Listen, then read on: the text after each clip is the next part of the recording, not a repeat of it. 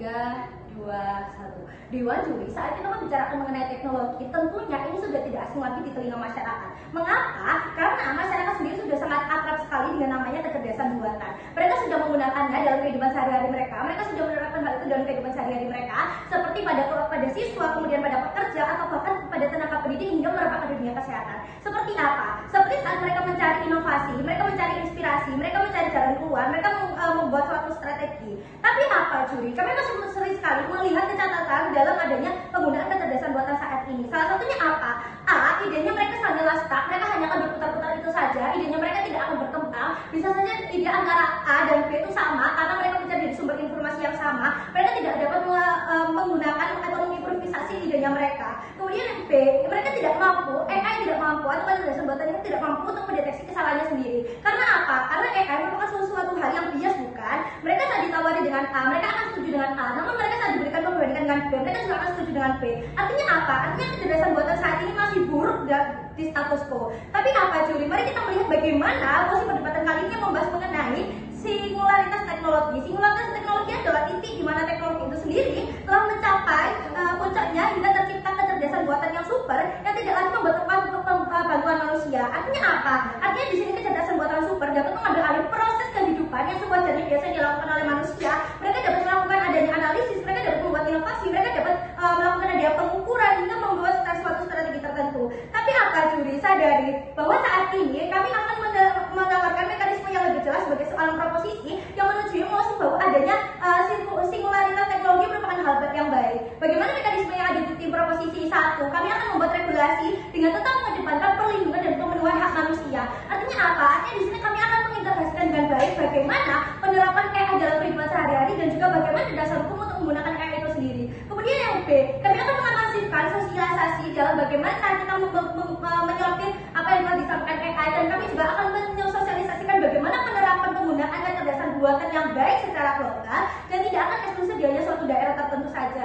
Kemudian yang C, kami akan menjelaskan pengaplikasian AI. Kami juga akan secara langsung mensortir apa saja kecerdasan buatan yang legal untuk ada di dunia industri, di dunia pendidikan dan sebagainya, sehingga kami dapat meminimalisir adanya penyalahgunaan kecerdasan buatan itu sendiri. Mari kita melihat bagaimana dunia yang ideal yang ada di proposisi 1. Kami akan mengedepankan pengawasan, keamanan privasi, kemudian hak dan juga hak penggunanya. Kemudian yang kedua, kami juga menekankan bahwa manusia tidak akan diatur oleh AI, manusia tidak akan tergantungan oleh AI. Tapi apa, Juri? Sadari saat ini statusku menyatakan bahwa masih ada banyak sekali problem yang terjadi dalam kecerdasan buatan. Salah satunya yaitu mereka bias dan mereka tidak memiliki moralitas.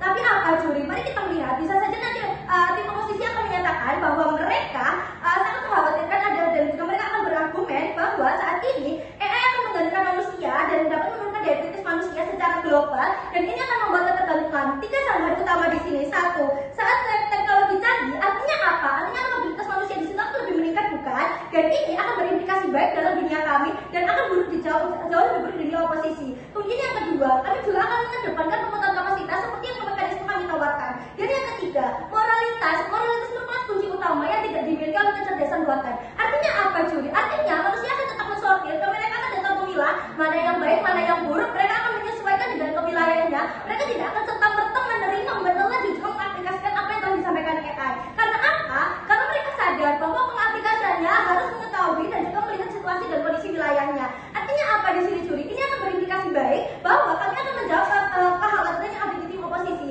bahwa daya kritis dan juga ketergantungan ini tidak akan menurun ataupun tidak akan terjadi. Karena apa? Karena di sini manusia tetap menjadi subjek paling utama yang menguasai dunianya, yang menguasai pemikirannya sendiri. Memasuki argumentasi kami, 1, Juri, sadari bahwa saat adanya singularitas teknologi ini akan muncul adanya super teknologi kecerdasan buatan yang artinya ini dapat menjembatani manusia untuk dapat memikirkan solusi secara lebih global dan tidak lagi lokal sentris. Artinya apa? Di sini mereka dapat mencari referensi dari negara lain ataupun wilayah lain yang sudah menerapkan hal itu, dan mereka dapat menggunakan metode amati tiru modifikasi terhadap problem dunia dan juga berkaca pada bagaimana dunia bekerja yang semestinya. Mereka tidak akan hanya berpola pikir sebatas mereka memandang, tapi mereka dapat melihat bagaimana isu global itu terjadi, bagaimana cara mengatasinya, apakah itu dapat dilakukan pada masalah yang mereka hadapi sendiri. Kemudian yang kedua, kecerdasan buatan dapat membantu orang lain yang mengalami pemberbatasan, seperti saat mereka harus dirumahkan, saat mereka mengalami kecelakaan dan lain sebagainya. Ini akan sangat membantu, Juri.